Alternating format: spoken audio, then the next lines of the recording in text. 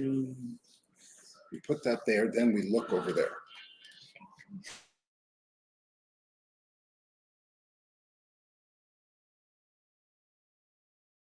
Here at SEMA with my man Larry, Johanna, and looking at a bunch of different stuff. You're not sharing that. Oh, no, I see it. Now, for the record, Peter, I am not running it today. You know, I was all prepped Hey, last this is week. Ian and Larry here, and my wife from SEMA. We're just looking at some trucks, and if you can't afford a real truck, there's this little mini truck here. So there's all kinds of stuff here, various things. There's someone who actually doesn't offer a truck. Yeah, so we're here at Paradise Jason, booth. get a picture of us. I think it's a custom convertible, no reserve. This thing is just stunning. It's like a leader. So if you have, get some lotto wins. I know it's me. I want to get to see this. That's some details on it. I've transported some vehicles in Canada. Crazy. Super crazy. I'd like to transport all of these.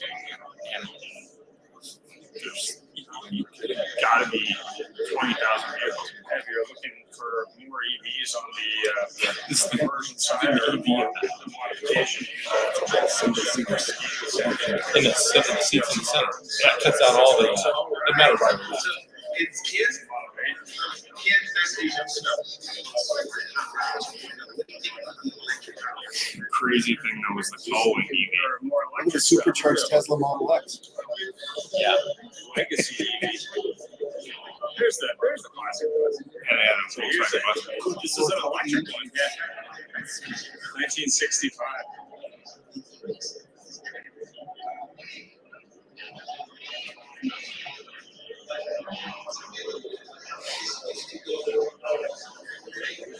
Oh, they got a going over there. Someone did something interesting.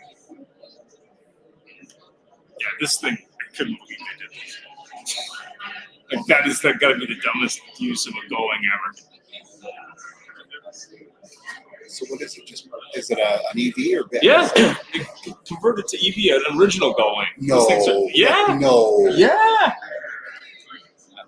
It's a over $1 million vehicle stock. All right. Wow. Good morning. Here we go. Good morning.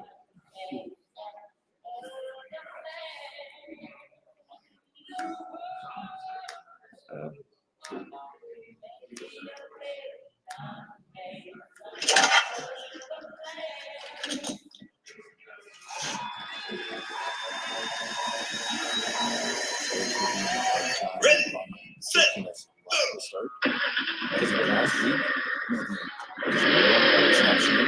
Coming to you live, it's the Auto Hub Show with Ian and Jeff. Here we go. So what would your dealership feel like if your entire sales staff was literally on fire, your sales and service staff? They were nonstop all over social media, completely dominating your marketplace. They could do it in 30 days or less and then continue their education to do it for an entire 6 months or a year. You literally would completely take over the entire marketplace and no one would be able to compete with you. And that's what we can do for you. So when you're walking around your community, whether you're at local restaurants or you're going to the gym, you don't want to be bothered? Fine, you won't be bothered. But a lot of people will walk up to you and say, oh my God, I love your social media. Your staff is amazing. We love what you're doing in the community. We want to come buy a car from you. We want to get an oil change at your dealership. Your community is absolutely going to love you. And it doesn't matter what platform you're on. You could be on TikTok, LinkedIn, Facebook, Instagram, all social media platforms. You will literally be all over the place. I've traveled all over North America. I've trained Toyota. I've trained Nissan. I've been to driving sales. I've been to Women in Auto. I get hired as a speaker for conferences at universities all over the country. And I can help change the trajectory of your dealership right now. If you click on the link, you can sign up for a webinar. It's live with me, and you'll learn the 7 strategies that you need at your dealership in order to see that success.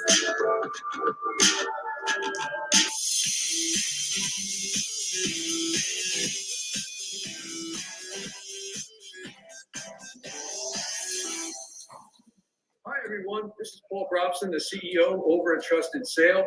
And if you don't know Larry Feldman at Career Changers, boy, are you missing out. Now, what are you missing, you might ask? Well, for starters, you're missing the world's best trainer. But seriously, what makes Larry a great trainer is how engaged he keeps his audience. I was at a store recently while Larry was conducting training, and let me tell you, nobody wanted to leave that room. I mean, even when they needed a bio break, they wanted to stick around and hear what Larry had to say. The great late Jim Valvano, who said, to me, there are three things everyone should try to do every day. Number one is laugh. Number two is think. Spend some time in thought every day. And number three, you should have your emotions move you to tears. If you laugh, think, and cry, that's a heck of a day. Well, I can tell you, Larry's going to make you laugh. He's going to make you think. And yeah, every once in a while, he's going to make you shed a tear or two. But one thing I can say, it's a heck of a day when Larry comes to visit. But wait, there's more. There is? Yeah. Not only is Larry a great trainer, but he's also one hell of a recruiter. So if you need people in your dealership, and I mean anyone, you need technicians, salespeople, managers, BDC agents, whatever you need, Larry can get you staffed right with the right people and do it fast. Ways to improve. Every month we want to improve better on what we did the month before, maybe the year before. It's about how fast we can get the cars done with quality work to get it to the front line, because that's where we make our money. And the bottom line is, the longer it takes, the more money you spend. We want to get it down as low as possible. Right now, like I said, we're in a great stage. We're at 4.5 days. In recon, we want to know how quickly we can get the cars out of the recon process and to the front line. The average days in recon and then the time to line are the most important thing to be looking at. I'm Mike Burrell, I'm Service Director at JM Lexus.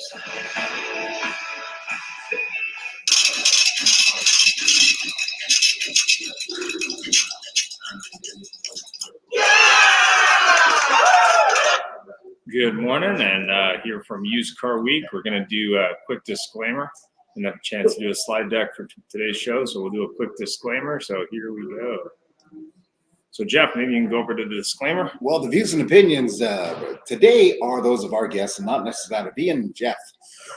Ian, they're called Jeff Pole of the Auto Hub Show, and especially the views of Don Brady. So, oh my God, man, he's radical. Larry Feldman's on a plane right now, so we're safe now. Rock and roll. So let's get into it. So stop. Yeah, I'm going to bring this in.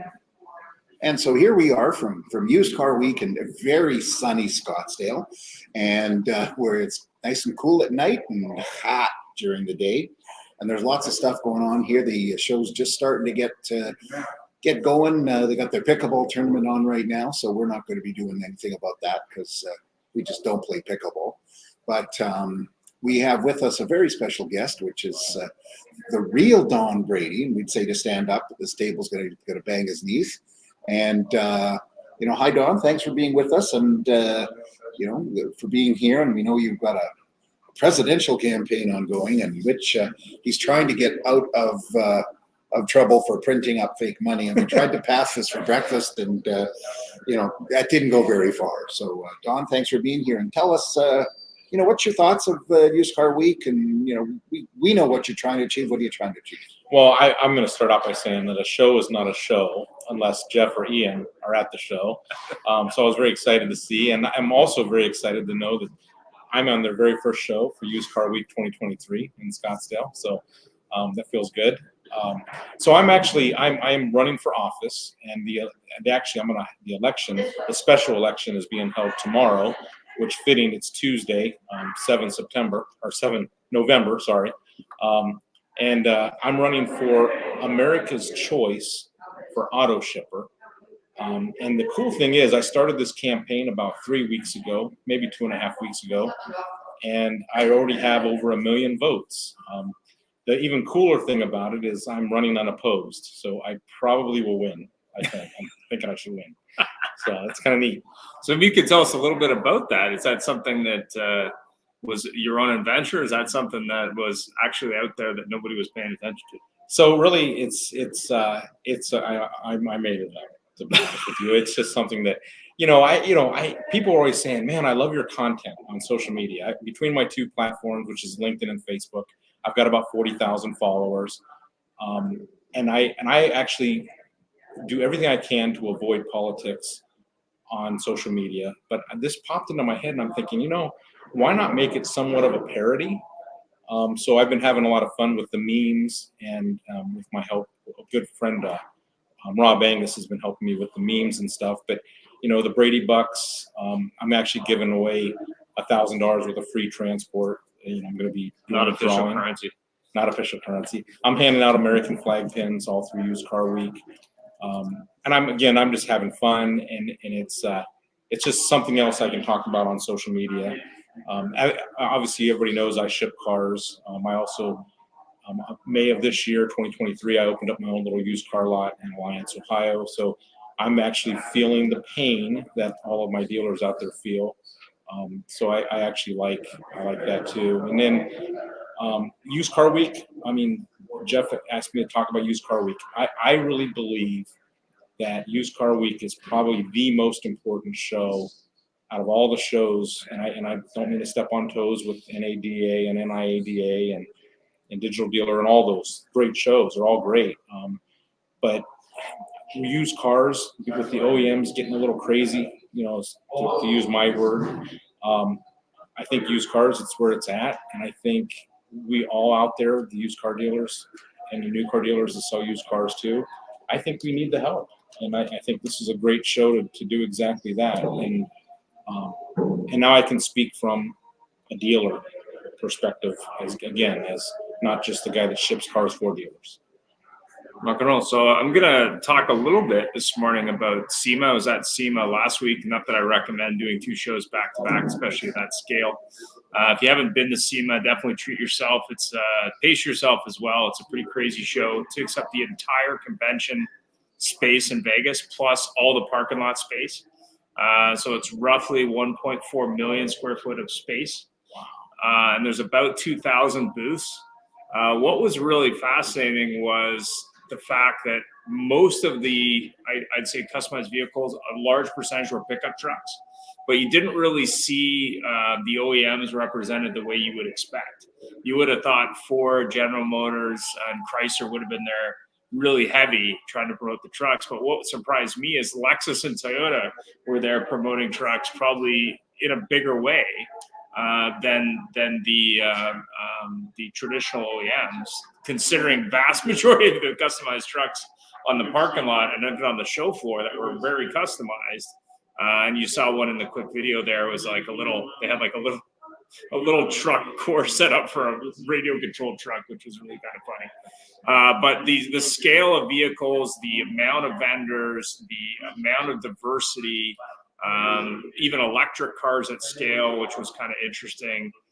There was an electric car warranty company that covers everything, and they had a Tesla there that was in various stages of wrecked, like half of it, like it burned and this and that. So it was kind of interesting. So you mean they cover the Tesla batteries for the fires? Well, they cover everything. So it was kind of interesting as I was talking James. to them, and it was like, well, so who are your customers? Well, the guys who bought a Tesla and called Tesla, like, yeah, we'll get you in 3 months. Those are kind of our customers. But the other thing that was really interesting was the amount of electric, but also the amount of truly everything from car associations for people that customize cars to tools to even some electronic stuff, some different software companies, such a range of stuff. So if you really want to get a sense of sort of the impact of the auto industry across the market globally, you can really get a sense from at the show. It's a little bit of an overwhelming experience. Somewhere between 160,000 to 250,000 people just in the industry show up for the first couple of days, and they open it to the public, which I didn't hang around to see, but I'm sure that would have been crazier. So you probably, just on the outside, they had a burnout track. So they had fumes of smoke, and they had a drifting track. Wow. Plus probably more food options than I've seen, but anything from a multi-million-dollar custom car to just people that were enthusiasts doing cars. I mean, there was even slammed Hummers, for example, that were like lowrider style, and it's a really interesting show just because of the range. But since we're here this week at Used Car Week, maybe we can talk a little bit about our history with Used Car Week, but also sort of what we're expecting, being that we did San Diego last year. So what's your expectation, Jeff? I'm not really sure, because San Diego was really quite special, because there, I think the show took second fiddle to the venue. You know, San Diego in itself is quite awe-inspiring, but you know what I'm expecting here is where do we go from here? And you know, used cars have been, you know, I don't know how to describe it. It's sort of like been surfing at the water park in Dubai, where you're guaranteed great waves no matter what. You're guaranteed a good ride because there's somebody standing beside you holding your hand when you're going. Because no matter what we could do well with used cars.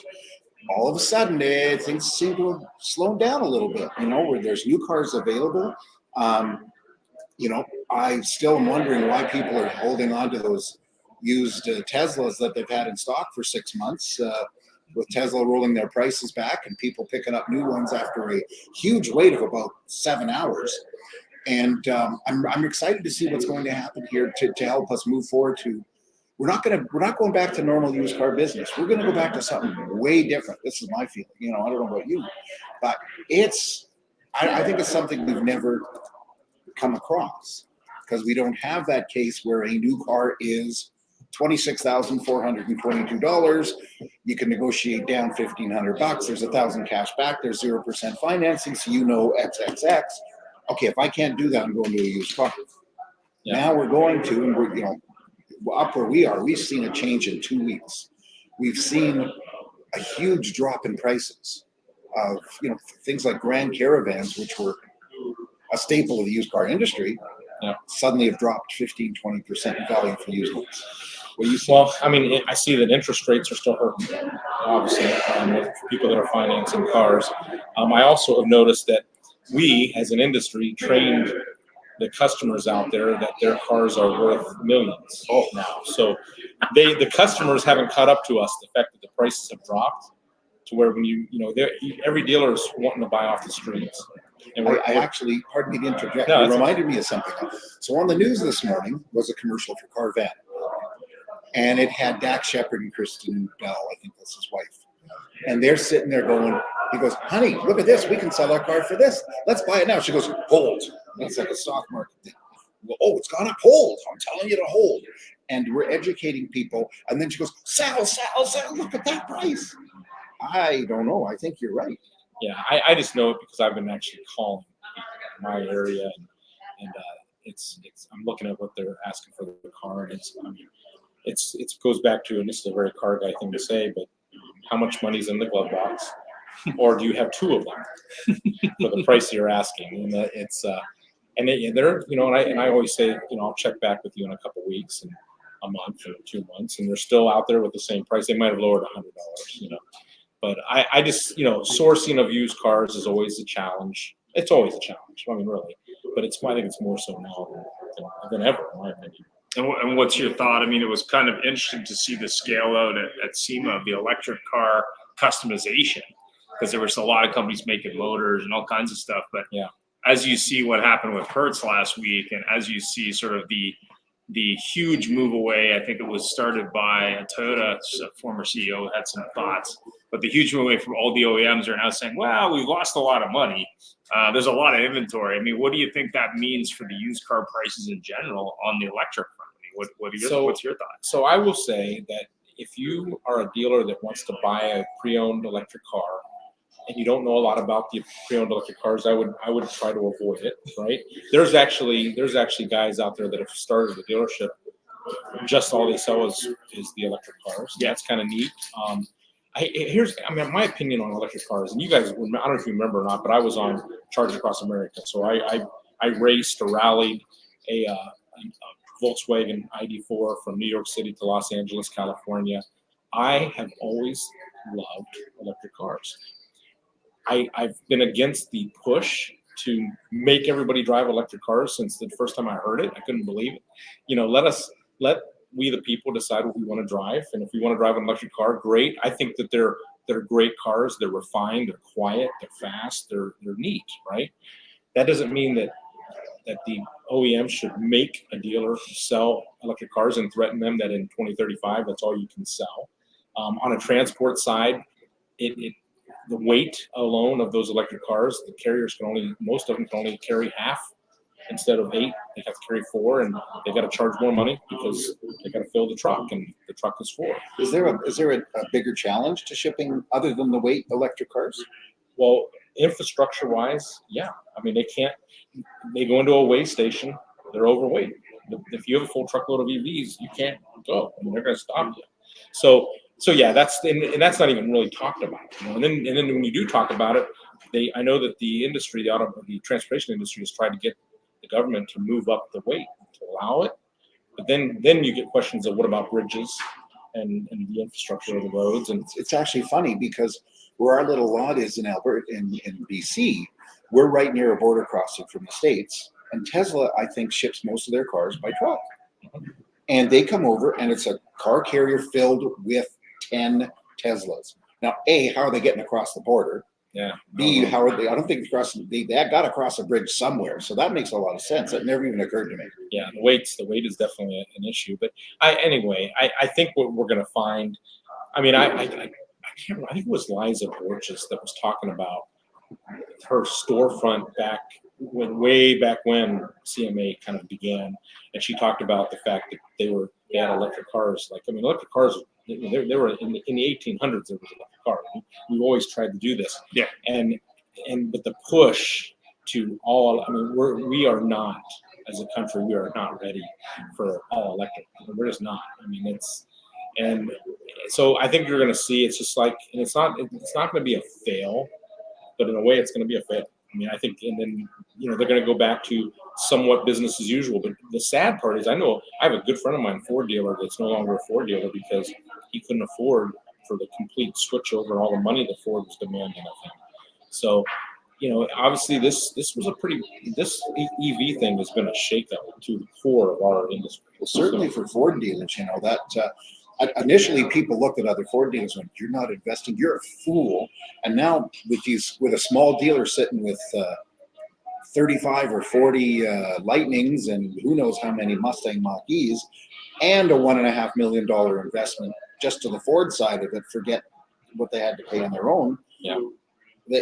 And by the time that catches up, they're going to have to spend another $500,000 just to play catch up there. Yeah, a little scary. Yeah, I mean. The thing that was really interesting, though, when you looked at SEMA and 1.4 million square feet, I mean, there was a very small percentage of electric. Like, I know they were talking 100,000 square feet or something like that, but when you look at the vast majority of the vehicles there, from an enthusiast point of view, and there were a lot of enthusiasts there, very, very few were electric. And the ones that were converted, the most interesting one was an E-Type Jag. And the Going, which I was like doing a double take. I was like, really? That's the car you chose? Prince Harry and Meghan, at their wedding, they drove in an electric E-Type. Oh, I didn't know that. After they got out, they went in and went, "Look at it!" Peter, you had a thought? Yeah, just quickly on that used car side of the electric world. Yep. As we know, there has been numerous dealerships and dealership groups that have gone out and tried the electric model, the 100% electric model. And probably the greatest one that we know of is the Steel Group in Halifax. Yeah, that all EV. that Nova Scotia, Canada. Three purpose-built buildings for the electric vehicle industry and closed them. They no longer doing them. So, and the big winner there, Peter, was the guy they actually bought out. Yeah, he won. But the whole thing is we're looking at the adoption rate of this, and it does not relate to the ROI of the business model. You mean when politicians tell you should do something that might be wrong? Oh, yeah, don't take over Larry's spot. What's that joke? I'm from the government, trust me. It's going to be 100% in 5 years. Well, it's like Don said, the infrastructure isn't there either. I got a buddy of mine that we've been talking for a long time. I've shared his story about his great customer service and all these dealers looking for a car. And he says, I think I'm going to hold off and buy an electric. He says, because I can't find a lot of places to charge them. He says, I can't, in order to make it so I can wire my garage for this, and they're going to have to dig up my yard. And it's interesting. And we're located in an area where there's a high adoption of EVs. Or you know, in the past, you had to go to your neighbor and ask for a cup of sugar. Now you got to knock on the door and say, "Can you unplug your car so I can? I got to go to work tomorrow. Can you unplug your car and don't use your microwave so I can plug in my car? I got to go to work." Actually, there's an interesting. Well, if you look at California. Yeah. Yes. Look at California and saying you can't charge your electric car, no matter if it's at night or this. We do not have the power. Well, the thing that's funny is Arizona's got probably just as much sunlight and there's a lot of solar, but I wonder what the adoption is. But go ahead, Peter. Yeah. So just looking at the charging, for example, Toronto is the third largest city in North America. Bigger than the only two cities that are bigger than New York and LA. From Toronto to Buffalo, there's only 93 Tesla stalls to charge cars. 93. And I know this, I've had 5 Teslas. So it's that's the main reason why, one of the main reasons why I got out of driving an EV, because it's a giant pain in the butt. So you got people waiting and fighting. Yeah. Oh, and it's worse. It's worse when you have a high adoption rate, where you have California, I think is at 12% now. And they just don't, they'll be waiting for hours to get into a stall. Yeah. Well, I know in Vancouver, the city is actually putting in a requirement on all new construction, period, that they have to be capable in parking for EVs. Well, I remember having lived in 2 condos in Vancouver, and both condo corps had arguments with the board over, you know, should we do this, number one, and number two, who's going to pay for it. So I think that in an older condominium development, that's kind of interesting. But more importantly, when you look at it, what's the cap cost to do that for all the stalls?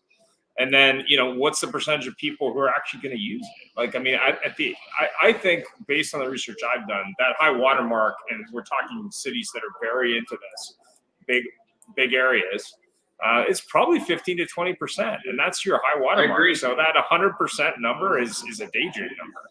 Now, when you look at gas vehicles and you look at alternative fuel vehicles, like we're talking now hydrogen combustion, a bunch of other things, I think there's still a lot of options out there. And there was actually a very interesting truck at the show where it used a combination of hybrid technology and gas and electric and diesel. It was kind of an interesting piece that, you know, that they were showing. I frankly think the best idea was what they did in Britain for McDonald's. All their trucks ran on recycled French fry oil.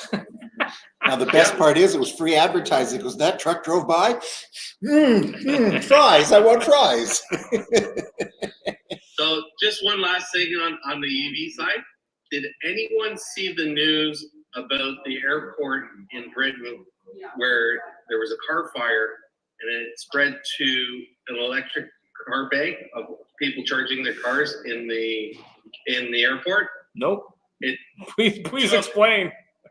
It took down a $50 million car park, destroyed over 2,500 cars at the airport.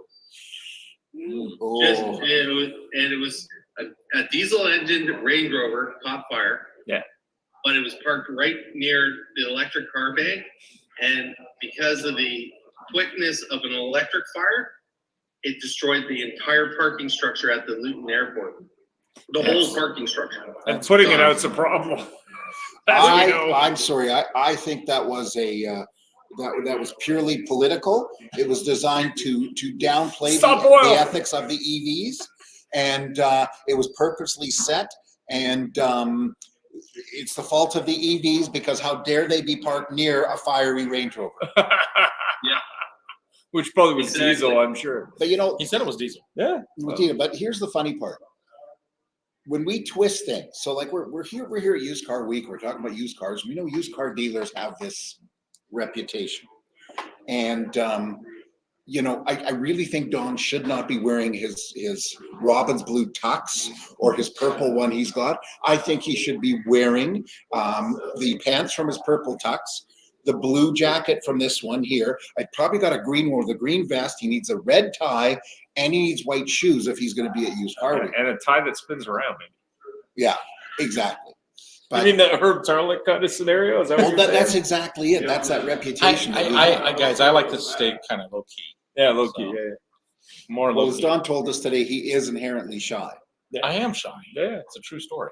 Hey, I want to say I actually bought this was my little, as a dealer, I went and I wanted to buy an electric car for my lot to sell. And I found a 2015 Nissan Leaf. I that can had take like- it or leave it. It only had like 40,000, 50,000 miles on it. Yeah. And I bought just like a used car guy thinking, okay, that's a 15 with 40,000, that's low miles. So I bought, and I stole this thing at auction. I was so excited. Oh no. And I went to go pick it up myself to drive it back, and it went about 8 miles and it shut off. So luckily I found a charging station, charged it, went another 8 miles, it shut off again. But this time I was in the middle of nowhere, so I had to get it towed, right? Long story short, it needed an $18,000 battery. Yep. So luckily for arbitration, I said, you guys can have that back. But what does a used car dealer do? You can't, first of all, you can't look at it and buy it because it's got low miles, because that's how we think with gas cars. Here, this battery was kaput. You know, we've had some shows on EVs, a few, and we've had some conversations around batteries, especially from an auction point of view. But much like your battery in one of these devices, it all depends on how that person used the battery. Yep. And our auction's really prepared to do that analysis for you. So at least say, okay, this is a thumbs up battery, this is a thumbs down battery. And and you already said, and Jeff has had the same experience, probably not as bad from what it sounds like, but similar, where, you know, the car seems like it should still have some juice, but really when you don't have a battery, you don't have an engine. Right. Well, I'll tell you this. Here's my firsthand experience. And I'm going to tell anybody I'll tell about this. I'm no EV expert. The first thing you do when you buy a used EV, you look for the picture to see see how much, like on a car, on an internal combustion, you don't care what's in the gas tank. You just fill it up. On theirs, you check their range. Their gas gauge is a range. And traditionally a Leaf, 8 miles is a little light, because originally they come out with about 100-mile range in that generation. Usually, and I've probably bought 10 of them now, and I've kept 2 and kicked them back. But some of the auctions, so ADESA in Canada has become open lane, and their arbitration rule, if a car's as is, if it leaves under its own power, you're an owner. So you don't buy any EV that's as is, which you can gas, you do. But secondly, check the range. Yeah. And if that range shows nearly full and it says 25 miles, 40 kilometers, understand what you're buying, because they're going to tell you, you know, is that your name? Is that your signature? You're an owner. That's what they're going to tell you. Just like if you found a car with a check engine light and then you arbitrated it because it was running rough, they're going to say check engine lights on your SOL. Yeah. And when you set a Leaf, I remember you posting something about it, but when you say a used Leaf, it's a problem. Yeah. They're who was it? Brent CV said the worst thing used car you can buy is a used Leaf, because all the other ones have a lack of better term, a blanket, an insulation pack around the batteries for heat. The Leafs don't. That's why I said you can take it or leave it. You should leave it. But that's probably the biggest thing for a dealer buying an EV. In my experience, that's your precursor. Any other one I've ever bought, I immediately send it to the Nissan dealer. And the worst one I had was they had 75% of the cells were dead. And that is a huge bill. Yeah. Don't buy one from a record. It's not like, see, we're used to call it up. Hey, Joe's Auto Parts. Hey, Joe, do you have a tranny for this Nissan? Surprisingly enough, right? Yeah. What's the warranty on it? 3 months. Thanks, buddy. I'll take it. You don't phone them up for used EV batteries. Probably not even motors. You know, that's the last thing that's going to go on an EV is the motor. Yep, I get it.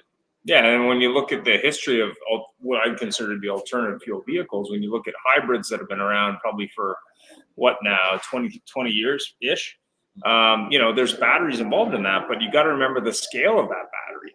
Yeah. You know, a hybrid vehicle might have a $3,500 to $4,000 battery in it, something like that. That's right. These things could have a $20,000 And you can buy plus reman battery. batteries now. But I think from Here's go ahead. here's one for you with this.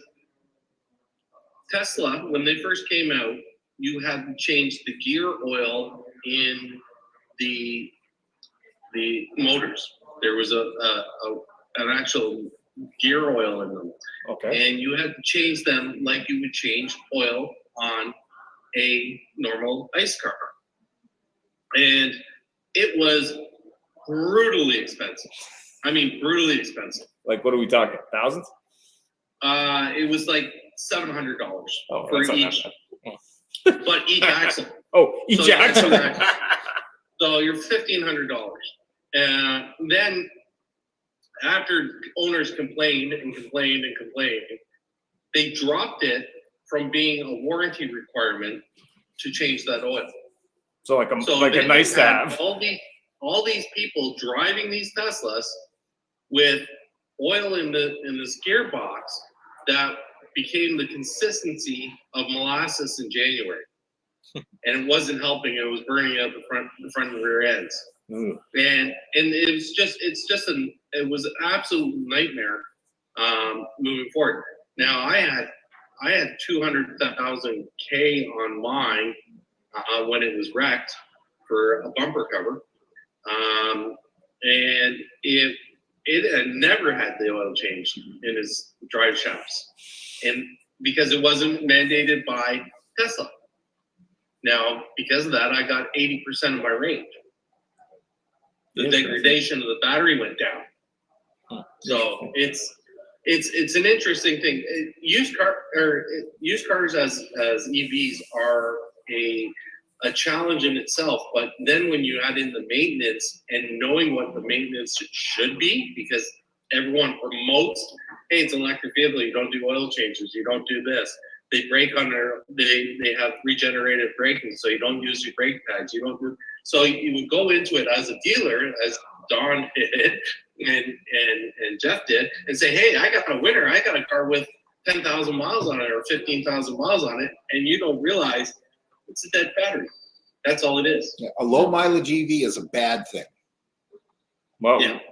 why would that be? I'm just curious. because it's never used. So the battery is not conditioned properly. I mean, an EV battery, to my understanding, needs to be cycled regularly. It can either be charged full or empty. Am I right, Peter? Yep. I'll give you a quick little funny story. When my Tesla got wrecked in February of last year, it had a broken bumper, broken taillight, and a dented tailgate. $3,500.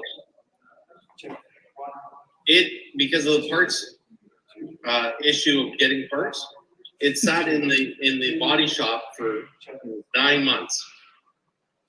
And because they were waiting on parts, they didn't charge it. So the car consumed itself. Oh. Suspension, brakes, everything, it just collapsed amongst itself. It was like pouring rain or water on a pile of sand. Eventually it becomes just a beach. Well, I have to tell you, thanks to you, a friend of mine had a Model 3 or has a Model 3 that got into a very minor collision, broken headlight, etc. And he's got to wait 2 to 3 months for it. And I told him, I says, make sure you tell the body shop to charge the car regularly. And he said, okay. So he called them and he calls me back. He says, they refuse. And I said, you say, just tell them no problem. I'm going to call the insurance company. It's the funny part of it. Yeah, I'm going to let them know that you're not going to charge the car. So be prepared to write the car off. And they said, no, we'll charge it. Yeah, I mean, the thing that I think is interesting is you look at the change in used cars, but more importantly, the market in general. And we were talking a little bit about not being happy with used car values, and that ad, I think it was for Vroom or Carvana or something. I saw the same ad. Part of it is just a disconnect that was caused by the industry saying, hey, you're never going to get more than you good night now. But now it's a new discussion, which is, well, the values are going up and down, and they're probably not going to go up to the same amount. So I guess my question there would be, from a used car perspective, is what do you do if you had these cars for a while and it was all good, and then you have a bunch of cars that you're buried in? What do you do with that? Like, what's the thought process? Take the pill. Your first loss is the best loss. That's what I've always said.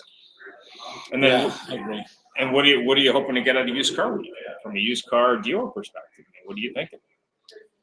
Well, I mean, for me, I'm always looking at. I mean, I'm less than 6 months in as a used car dealer, so I'm still talking to the different auctions. I'm still talking to the different tools that can be used. So I mean, I'm still looking at this as, look, even though I've got 26, 27 years in the car industry, I'm the new guy on the block. I want to learn. I mean, there's a saying, you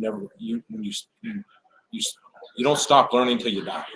So I come to these shows obviously to network with great people, but also to learn from these vendors. So I'm very open-minded. Actually, you know what? It's funny because learning is probably the big thing. And, when you talk about shows, well, from the vendor side, I'm going to sell stuff. But from a dealer side, it's learning. I mean, NI88 was the first show I'd ever been to where I actually saw a lot of transactions. It's a lot of people sitting down and buying versus other shows. N88, there's so much going on, but N88 was pretty big too. Too many N's and A's here. But the fact is there's a lot of solutions, but more importantly is you're talking to people who've done well. And Right. The beauty about Used Car Week, etc., we're not just getting the giant conglomerates. There's not an enormous amount of CEOs and CFOs and COOs and ODODOs, etc. here. There's just a bunch of used car dealers. Yeah. Which is the most. That's what the business is. Let's not kid each other. Yeah, I mean, what was really interesting with NI88 this year and also with Used Car Week last year is the lion's share of who you're talking to are used car dealers. And not to say that car dealers aren't colorful individuals. Some of them are.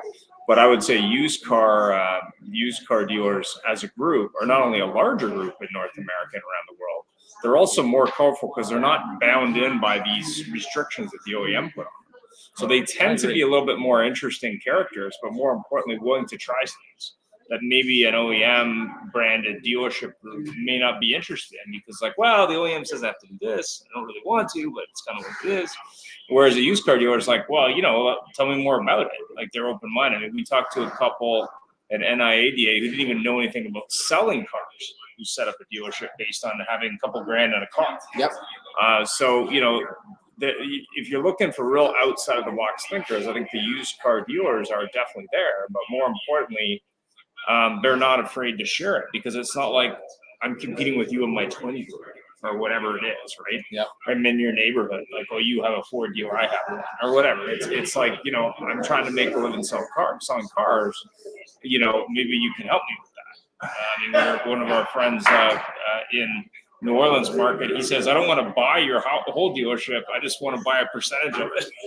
Yeah. Which I thought was really interesting. Exactly. Yeah. And and of course, the beauty of a used car dealership is you do what you want. You don't have to have corporate identity. You don't have to do that. If you decide you want to change your inventory balance, nobody says no. You have to buy so many Leafs. So the question is though. Here's a question for everybody. Here's a question. What do you call more than one Nissan Leaf? Bigger problems? You can't call them Leafs. Leafs is not proper English. Or you just ready? Leaf them. Leaf them. But yeah, and you hit something very important there, Ian, that said you don't see a lot of used car people go, I don't want to say anything to him because she might know more than me, right? And that I like. Would you agree with that, Peter? Oh, absolutely.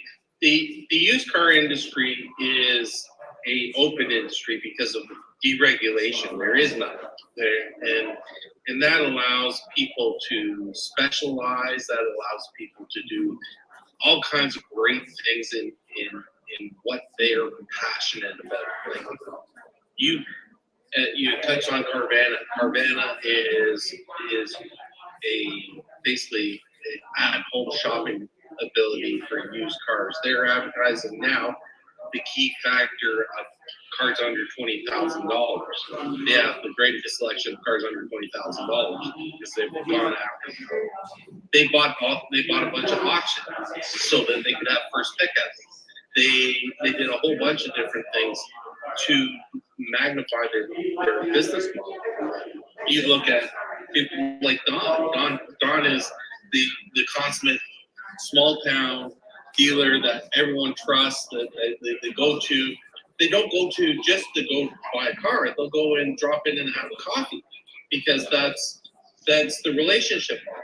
Yeah. So that's the benefit of used cars. New cars is the glass and panache and the neon lights and the high intensity LEDs shining down on the inventory. The cars have to be all perfectly parked, because you never know when that man is going to come from the OEM and say, "Hey, you're not representing us properly."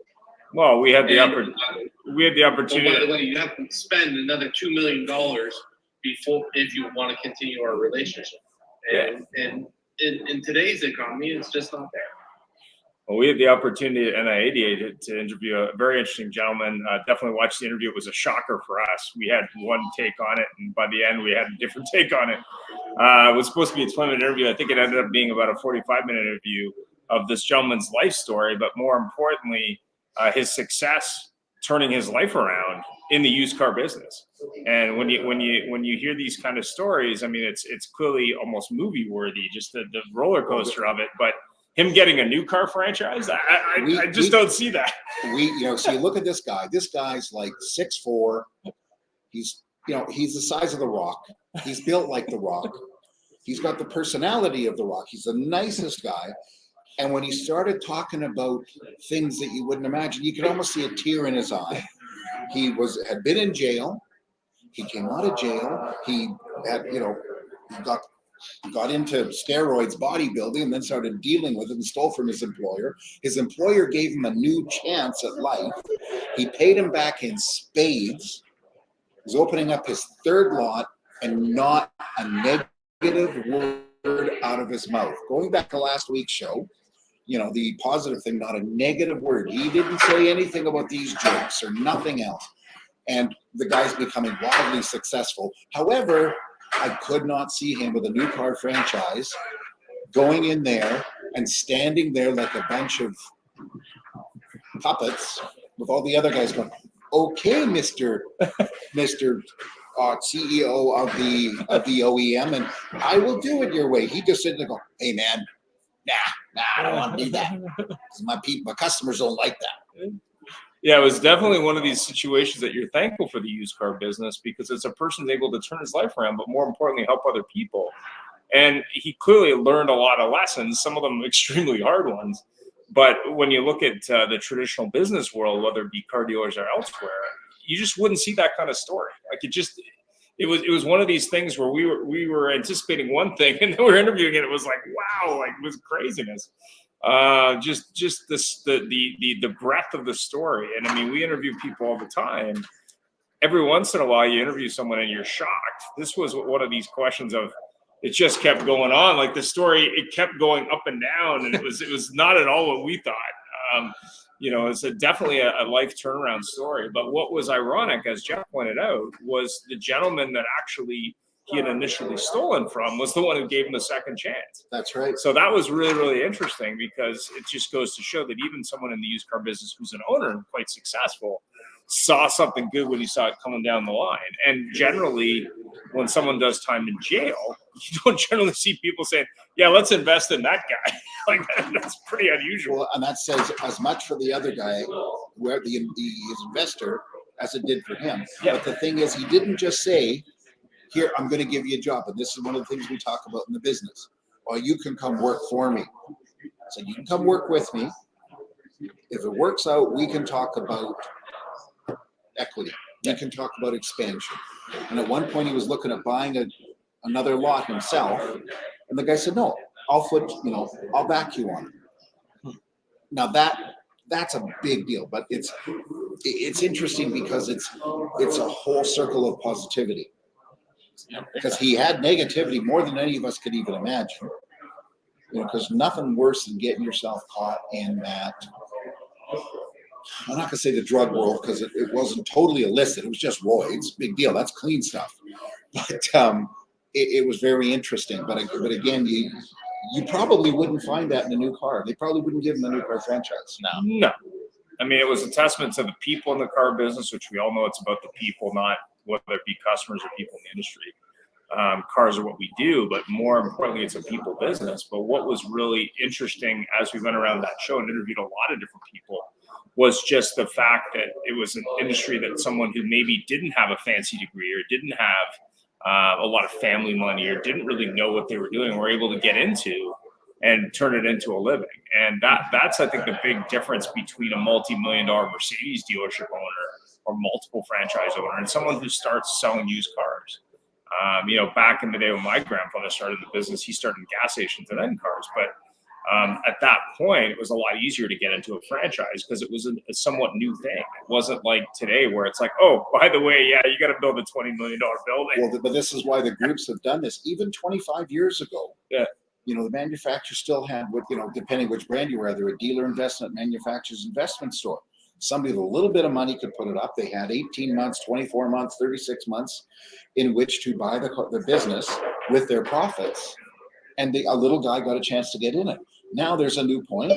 There's a lineup of all sorts of people there to, a lineup of groups sitting there saying, you got Lithia chasing AutoNation, chasing Sonic, chasing whoever it is. In Canada, we got the Lorry and Auto Canada fighting for it, Steel out east, Open Road out west, whoever in the middle, and there is no little guy. Well, I mean, you look at the numbers. I think it was last week, or it might have been a week and a half ago. They were talking about how profitability has shifted in the big automotive groups like Sonic and Lithia and you name it, AutoNation. But I guess my question is, is it a good time to be in the used car business because you're not impacted by that wind blowing back and forth from the OEM saying, "Oh, buy electric, don't buy electric," or do this and don't do that. And I think in a lot of cases, go ahead. In this general scenario, I would say the best place to be in right now is in the used car business because typically most used car operators own their inventory. They rarely floor plan it because to them they don't have the financial wherewithal to go to a bank and say, "Hey, I need $5 million worth of operating line to put 500 cars on a lot that I own." So they're much more smaller businesses. They employ a great number of people, but it's an asset-based business that they can protect themselves and pivot faster. And with that, you can turn around and say, "Hey, you know what?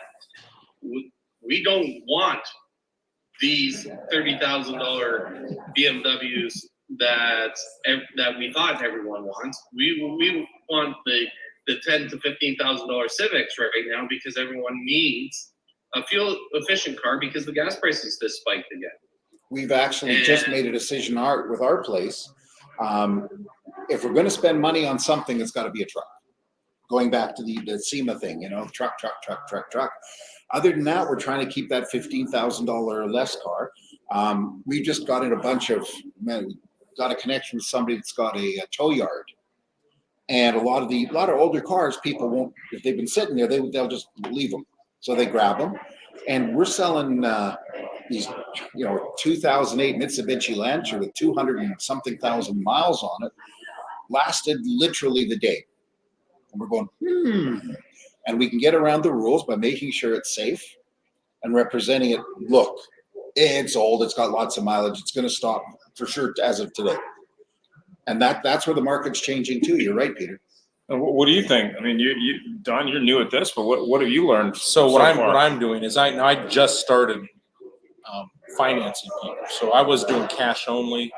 I had an overwhelming amount of people. The first question they have is, "Do you finance?" So I made this decision, and I just pivoted. And I like what Peter says is true. Like I'm going into this as being a hobby because I ship cars for a living. So. And my plan is I want to get to where I have about 100 cars on my lot eventually. but I still want it to be a hobby. Like I don't want to leave that I'm going to leave it as this is my hobby, and I'm trying to help people. I don't charge a dock fee. I plant 75 trees every time we sell a car. I'm just trying to do some things that I believe in, that I feel different, and I'm different to the people. But what I'm doing now is the lenders that I've chosen or have chosen me, however you want to look at it, I'm looking at their parameters and I'm buying cars based on that. So like they like the 2017 newer car, and they don't care if it has 200,000 miles. So I'm trying to buy those cars that have the higher mileage. My mechanic's checking them to make sure that, like he mentioned, they're safe, and I'm trying to get them to do a warranty. So it's anyway. That's what I'm doing, and it's really working well. I mean, it's really working well. And then I can ship to people. My customers are anywhere in the United States, because I know a guy that can ship them to their house. I got an 08 Charger's getting picked up and rolling to someone's house. Well, Charger's always guaranteed money, Nick, you asked the question about where you getting $10,000 to $15,000 vehicles. We basically I was just starting to write the answer. We basically just lowered our expectation what a $10,000 to $15,000 car is. It used to be a $10,000 to $15,000 car was a 5-year-old Civic. Now it's a 9-year-old Civic. Literally, we just bought off the curb an 09 Yaris, and Canadian side of things, it has 130,000 Ks. Nice car. Paid $7,000. Paid a inspection. Carfax did sands me $8,000. I got $11,500 for it. I would never dream that car would be an $11,000 car. Never dream of it. And 3 years ago, that was a $5,000 car. Well, exactly. And it is that's what we're doing. And this Lancer that I just mentioned, we got $6,000 for this car. That car should be $1,000 car. Not 6,000 Canadian. That's still going to pull 5 to 6 in the U.S. Yeah, It has changed, and that while the top end is dropping down, the lower end is not caught up, and it won't for a while. But again, $10,000 to $15,000 instead of being 3 to 5 years old is now 8 years old. Yeah. One of the challenges with that, Jeff, is exactly what you all brought up earlier was customers' expectations. Now, the customer has an expectation because they see what they're seeing, and they're saying, "Hey, you know what? This is what my car is worth." Well, yeah. Well, the challenge is explaining the liability issue. The liability in Canada still remains with the dealership regardless of what we explain to them. Because the judge will just come in and say, "Did you sell it that it was running?" "Yes." "Okay, then make it run." And that's basically one of the greatest liabilities. And we look at the risk reward system, that if the risk is too great, even though the reward is fantastic at this level, we just avoid it. And that's why you don't see the OEMs turning around and having the third tier lots anymore. Well, you don't even see them have second tier lots, to be honest. They try to avoid that. But I'll tell you one thing that's always been our problem in our industry is managing expectations. So here's Don. Don was telling us that he had earlier today at breakfast. Don bought a Maserati. Good for you, man. Are you? When he posted he bought it, I replied very nicely. I saw it. Seriously? And he still got it.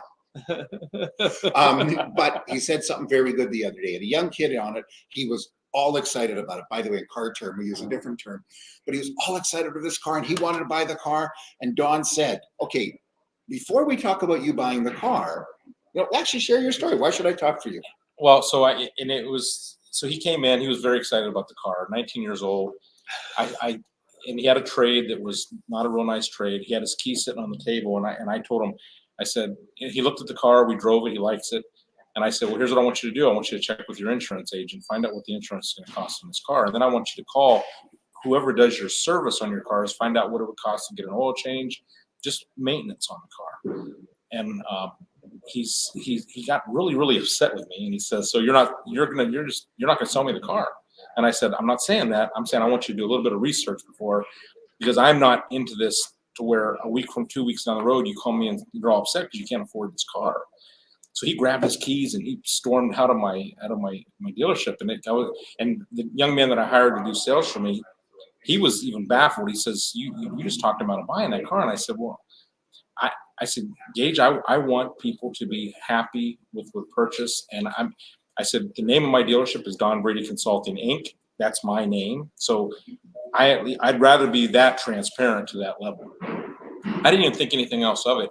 2 days later, I get a phone call from, it turns out to be the father of this young man. And, it's weird when you take a phone call and you can't see someone. It felt like there was a tone with it. He literally said, my son was in there looking at a Maserati and you talked him out of it. And I detected a tone in his voice, so I immediately took defense to what he was saying. And I said, sir, I didn't talk your son out of buying anything. And he says, Don, whoa. He says, I'm not calling to yell at you. I'm calling to thank you. He says, my son's a 19-year-old. And he said, idiot. But he says, he was trying to make a rash decision. And he says, he was telling me the story, mad at you. And I'm thinking to myself, who is this guy who's a car dealer that's trying to talk sense to my son? He says, so I've been on your website. I see you have an all-wheel drive BMW. He says, my son likes it. I like it. We're coming down there tomorrow, and I'm paying cash for that car for my son. So needless to say, I sold him a car. It wasn't the Maserati, but to me, that was a huge win. To me, that was a huge win. And the Maserati, I got so many people interested in this Maserati. If I was a buy here, pay here, and I could finance a Maserati, it would be sold like 100 times over. But now that we're financing, just would never be paid for. So now we're financing. I do have a lender that'll finance it. So if someone's going to buy it, we're getting real close to selling it. But I'm going to be very transparent with every customer. I don't care if it's a $1,500 car. So Well, Don, it's funny. I wish you were there when I bought my 355 because I traded in a 911 turbo on a 355 because I wanted a slower car. And what happened was within 1,300 miles, I spent more on maintenance on the 355 than I got for my 911 twin turbo. I bet. And I wish someone had talked me out of it.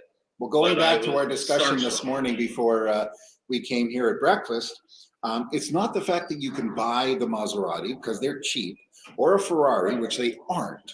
The real issue is the maintenance, the cost of maintenance, and the amount of maintenance. Because you can't drive your Ferrari, you can't take a Ferrari and go from here to, here in Scottsdale, you can't drive it to here to Miami and back. You cannot. Nope. Because yes, you can, but you're going to have to stop in Atlanta and get a service done. You're going to have to then go to Miami and get a service done. And on the way back, you're going to have 2 services because they're not meant to drive more than the 500 kilometers in a row. It's just not. Yep. It's high maintenance. Yeah, Goes to some of the people we're seeing here too. But I remember years ago when I used to sell used cars and people would come and they look at an Audi, a used Audi. I'd say, just before we even talk about this car, we're not fixing anything. Like anything breaks, that's all on you. People be like, what are you talking about? I'm like, everything on this car is going to break and it's all you. And they're like, well, what do you mean? I'm like, I don't want to see you back here in a week because I'm not paying for it. But you know what's funny? This goes back to transparency. I've always believed you can sell a beater. Sell a beater as a beater. Don't sell it as a great car. You don't sell a Maserati as a Mercedes because they're way less reliable, and you don't sell a Mercedes as a Toyota because they're way less reliable. And the maintenance is a great example. I mean, I still remember we had a guy, he did a third-party lease on a Maserati, I think it was Quattroporte, I think. And it was a manual transmission car, I think. And he had to get the clutch done on the thing because he didn't know how to drive it. And the cost to get this thing done was so crushing that he wanted to get a different car. So then like, what are you going to do with this car? You got a car where the clutch is done, costs a fortune to fix it. What's it worth? And then there was a whole other series of problems. But at the end of the day, you got to do your homework. Even if you're upgrading from something, say, from a Toyota to a BMW, that it's a significant cost to go from a maintenance point of view. The reason I bring up Audi is whenever I sold a used Audi, I would always say the same thing. And then dimes to donuts, a week later, the guy would come back, well, I went to the Audi dealer. Stop. Like, It's all you now, man. I'm not paying no more. We've now reached the end of the hour. We're having too much fun. I just looked at my watch when it's after. Thank you very much. Thank you, Peter. Thank you, Don. Good to see you. Thank you. Vote for Don Brady. Tomorrow's a special election. He's not sure if he's totally going to win it yet. He's only got 1 million votes. He needs 3 million in which to beat number 2, which is nobody. But thank you. And if you Don, are, I'll ballot stock from Canada for you. Thank you. You're more than welcome to vote. Yeah, you do have to click a foreign entity or something like that on the website. and if you are at Used Car Week, we're going to be doing our patented ambush interviews, but we're also going to be doing a live show here as well. I think later today. What time? Today we're going to be 2:00 our time, which is 1 o'clock. No, which is noon east. No, I don't know what it is. Damn it. 2 hours. 2 o'clock, so which is 2 2 more hours. hours. 4 So 4 o'clock east to 6 o'clock. And then if you're on the West Coast, that's 1 o'clock. 1 o'clock to 3 o'clock, Yeah. and we'll be. And if you're here local in Scottsdale, feel free to drop by. We'll be having live guests on the show. And thanks for watching. Perfect. Have yourself a great day. Excellent, Hello guys. from Take Scottsdale. care. Enjoy. Thank you. All right. Take care. Oh la la. What?